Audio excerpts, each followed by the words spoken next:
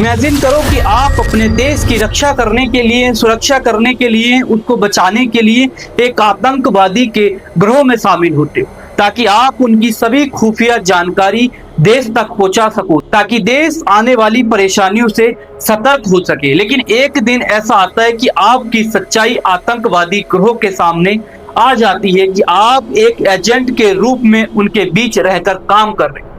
तो क्या होगा? ये कहानी एक ऐसे ही इंडियन ऑफिसर की जिसने देश के लिए अपनी जान की बाजी लगा दी और देश की रक्षा करने के लिए आतंकवादी के ग्रोह में शामिल हुआ। नमस्कार मित्रों, ये बात है सन 1978 की, जब हरियाणा के रोहतक में एक बच्चे का जन्म होता है। वो बच्चा जन्म से ही सूरवीर था। उस बच्चे में जन्म से ही अनुशासन, हिम्मत और देश के लिए कुछ करने का जज्बा था। इसी जज्बे के साथ वो चंडीगढ़ से अपनी पढ़ाई पूरी करते और आंखों में एक सपना था कि देश की सेवा करना, और यही सपना उन्हें भारतीय सेना तक लेकर गया। सन 2002 में उन्हें मद्रास रेजिमेंट का ऑफिसर नियुक्त किया जाता है और कुछ समय काम करने के बाद उन्हें राष्ट्रीय राइफल नियुक्त किया जाता है, जिनका काम था डायरेक्ट आतंकवादी से लड़ना, आतंकवादी का खात्मा करना और अपने देश की रक्षा करना, सुरक्षा करना। सन 2009 में उन्हें जानकारी मिलती है कि कश्मीर के कुपवाड़ा में कुछ आतंकवादी का ग्रोह आम जनता के भेष में शामिल होकर रह रहा है। तो वो कश्मीर के लिए निकलते हैं और एक मिशन बनाते हैं और मीटिंग करते हैं कि मैं कश्मीर जाऊंगा और आतंकवादी के ग्रोह में शामिल होकर उनकी सभी प्लानिंग की, सभी योजनाओं की सूचना आप तक पहुंचाऊंगा, ताकि आप आने वाली परेशानियों से सतर्क हो सके। और वो कश्मीर में जाने के लिए, आतंकवादी के ग्रोह में शामिल होने के लिए अपना भेष बदलते हैं, दाढ़ी, कपड़े, बोली, सभी चीज में बदलाव लाते हैं ताकि उन पर कोई शक ना कर पाए। और वो इसी मिशन के साथ कश्मीर के कुपवाड़ा के लिए निकलते हैं और वहां जाकर आतंकवादी के ग्रोह में शामिल होते, आतंकवादी को भरोसा दिलाते हैं, उनका दिल जीतते हैं कि जो मकसद आपका है वही मकसद मेरा है। आप भी इंडिया को खत्म करना चाहते हैं और मैं भी इंडिया को खत्म करना चाहता हूं। इसी बातों के चलते वो आतंकवादी के ग्रोह का दिल जीतते हैं और उनके ग्रोह में शामिल हो जाते हैं। लेकिन मिशन के लास्ट दिन आतंकवादी के ग्रोह को ऑफिसर पर शक होता है और वो उनकी जान पहचान के लिए सूचनाएं निकलवाते हैं, उनकी जानकारी, उनकी पहचान निकालने की कोशिश करते हैं और वो इसमें कामयाब भी होते हैं और उस ऑफिसर की सच्चाई उनके सामने आ जाती है। अब इमेजिन करो कि उस ऑफिसर की जगह आप खड़े हो और आपकी सच्चाई आतंकवादी के ग्रोह के सामने आ जाए तो क्या होगा? पैरों के नीचे से जमीन खिसक जाएगी। लेकिन इतना कुछ होने के बावजूद भी उस ऑफिसर पर कोई फर्क नहीं पड़ा। वो डटा रहा, हिम्मत करता रहा और निडर रहा। और जब उस ऑफिसर ने ये देखा कि कुछ आतंकवादी के ग्रोह को मुझ पर शक हो गया है कि मैं एक एजेंट के रूप में काम कर रहा हूं, तो उन्होंने उन आतंकवादियों को मार गिराया। उस एक ऑफिसर ने उन सब आतंकवादियों को मार गिराया और अपनी सेना को सही सलामत भारत वापस भेजा और वो इस लड़ाई में खुद भी शहीद हो गए। अब सवाल ये है कि वो ऑफिसर कौन था, उस ऑफिसर का नाम क्या था और जो वो देश के लिए शहीद हुए, देश ने उनके लिए क्या किया। मैं सम्मान करता हूं ऐसे ऑफिसर का जिसने देश के लिए अपनी जान की बाजी लगा दी। उस ऑफिसर का नाम था मेजर मोहित शर्मा और इस ऑफिसर ने जो किया शायद ही कोई कर पाता। इसके चलते सरकार के द्वारा इस ऑफिसर को बहुत सम्मान दिया गया और इनकी याद हर भारतीयों के दिल में रहे। इसके चलते सरकार के द्वारा इनके नाम पर एक मेट्रो स्टेशन बनाया गया।